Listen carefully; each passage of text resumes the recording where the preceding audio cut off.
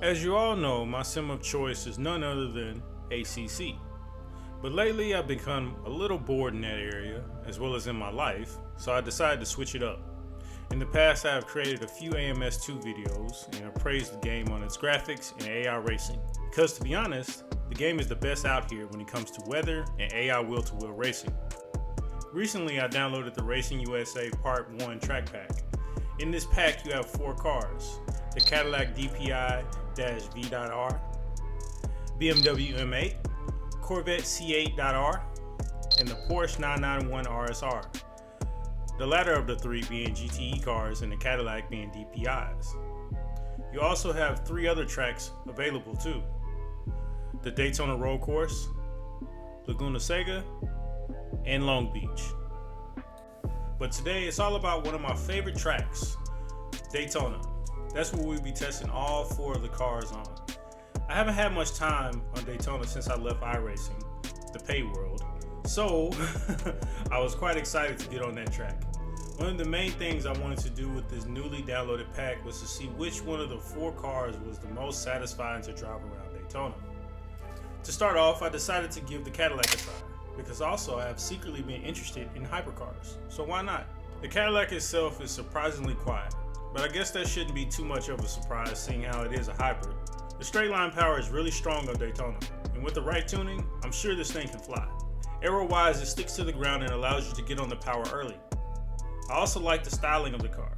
I can only hope the Cadillac puts the pressure on AMS2 to bring the other hypercars like Ferrari and maybe the new Lamborghini to the game itself. Needless to say, I love the Porsche 991 at Daytona. It doesn't have ABS, so it took a little time to get used to it coming from ACC where I run ABS.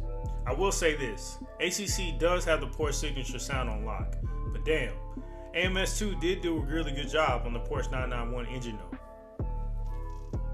It drives smooth and is a little tricky mid-corner coming off the brakes, which is very similar to ACC.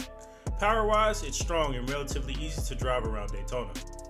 Now this car is one that I was surprised to see myself in. The car sounds pretty cool.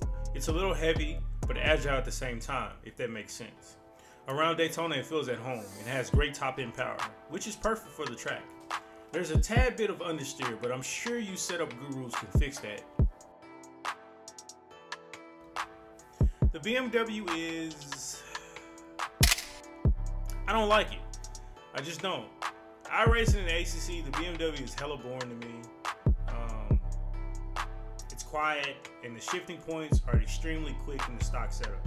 The oversteer is ridiculous upon acceleration, and I'm sorry, but I just don't like it.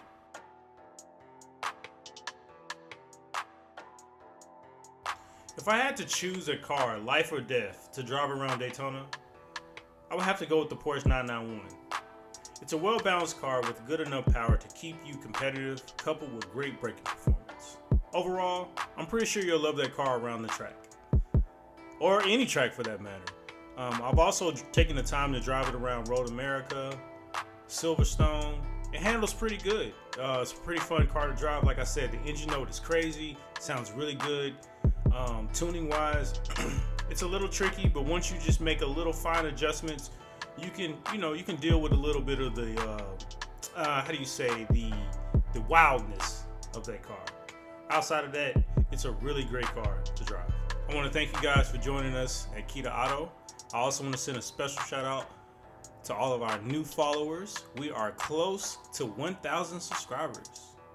So do your part, like, share, and subscribe if you can. We're almost to 1,000. I couldn't do this without you guys. We're here trying to build a community. I'm also trying to bring you the best content that I can, whether it be sim, karting, in real life racing. I'm trying to bring you everything. Outside of that, I appreciate you guys joining us today. Y'all have a good one.